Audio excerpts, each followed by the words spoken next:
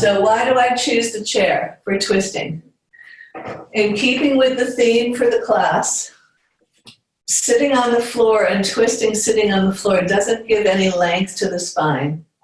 And we know that as we age, and even if we're younger, and we've been doing a lot of lifting, so a lot of people experience diminished disc spaces. So when people have their MRIs, they could be 30, 40, 50, 60, 70.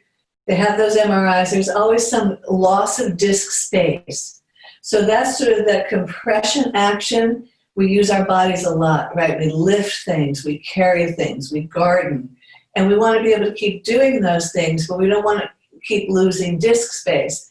So when we've lost disc space, we're more likely to pinch something, impingement on the nerves, etc.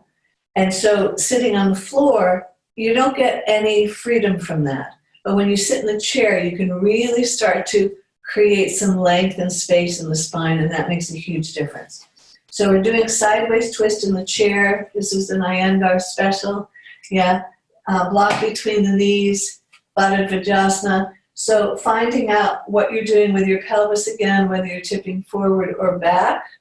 So you're either slumping the back too far down or you're overarching it too far forward. So find that center point on your sits bones where your clock face is perpendicular to the floor and you have that stability in your spine. And then raise your arms up overhead, elongate, and then exhale, turn from below the navel, bottom of the belly, grab onto your chair, lift the elbows slightly, drop your shoulders down, inhale. And as you exhale, turn any amount more. And again, inhale. And as you exhale, turn. And see that you're not turning with your head first. The head is the very last thing to go. And then exhale and release. So we want to think about turning. Let's go to the other side. So we want to think about keeping the breastbone lifted and turning the spine from its base. So the bottom, and then 2 inches above that, and 2 inches above that, and 2 inches above that. And the head's going to be the very, very last thing.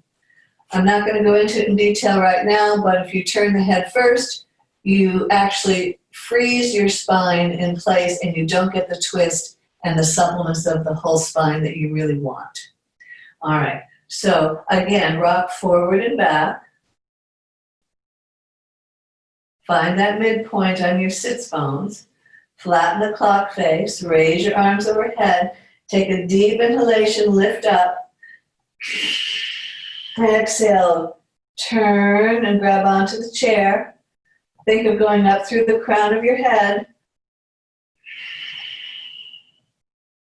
Turn any amount with the exhalation. Turn as if you're climbing the spine, one vertebra at a time. Turning, turning, turning, and then the head. Smooth inhalation, smooth exhalation.